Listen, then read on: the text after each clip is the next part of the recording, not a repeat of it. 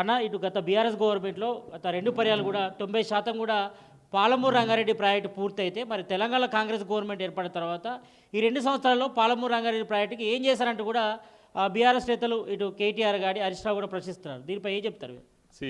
ఈరోజు 2015 జూన్ 11వ తారీఖు పాలమూరు రంగారెడ్డికి నా నియోజకవర్గం కరివెన దగ్గర ఇదే కేసీఆర్ గారు అప్పుడు ముఖ్యమంత్రి హోదాలో వచ్చి శంకుస్థాపన చేసిండు.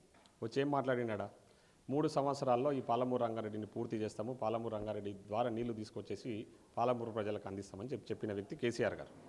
ఆయన 2015 జూన్ 11వ తారీఖు అంటే ఎప్పటికి 3 సంవత్సరాలు ఎప్పటికి పూర్తి కావాలి? అది 2018కే పూర్తి కావాలి, అవునా కదా? సరే 18 ఇంకో 1 ఇయర్ అటు ఇటు అనుకోండి, 2020 కన్నా 3 ఏళ్ళు అన్నప్పుడు 5 ఏళ్ళకైనా పూర్తి చేయాలి కదా. 2023 వరకు కూడా దాన్ని పూర్తి చేయకుండా గాలికి వదిలేసిన వ్యక్తి కేసీఆర్ గారు.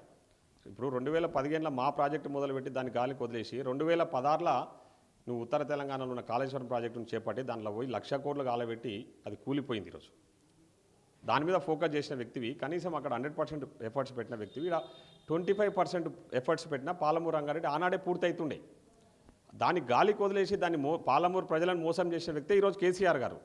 50,000 కోట్ల అంచనాతో ప్రాజెక్టు పనులు మొదలుపెట్టి 27,000 కోట్లు ఖర్చు చేసినామని టీఆర్ఎస్ వాళ్ళు చెప్పుకుంటున్నారు. ఈరోజు 90% పనులు పూర్తయినాయని చెప్తా ఉన్నారు. మరి 27,000 కోట్ల ఖర్చు చేసి 1 ఎకరాకు నీళ్ళు ఇయ్యని వ్యక్తి ఈరోజు కేసీఆర్. 27,000 కోట్ల ఖర్చు చేసినా 1 ఎకరాకు నీళ్ళు ఇయ్యలే.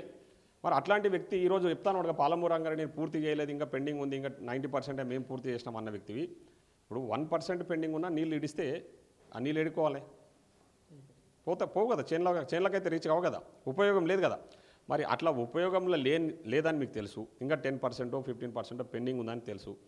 అట్లా ఉన్నాక కూడా నువ్వు పాలమూరు ప్రజలను మోసం చేయాలన్న ఆలోచనతోన 2023 నవంబర్ కంటే ముందు, అంటే అక్టోబర్లో నాకు తెలిసి అక్టోబర్ 6 తారీఖు ఏదో హడావిడిగా ఎన్నికల నోటిఫికేషన్ కంటే ముందు హడావిడిగా 600 బండ్లు వేసుకొని కేసీఆర్ వచ్చి నార్లాపూర్కి వచ్చేసి Palamuru Rangareddy pump house open చేసిండు ఒకటి.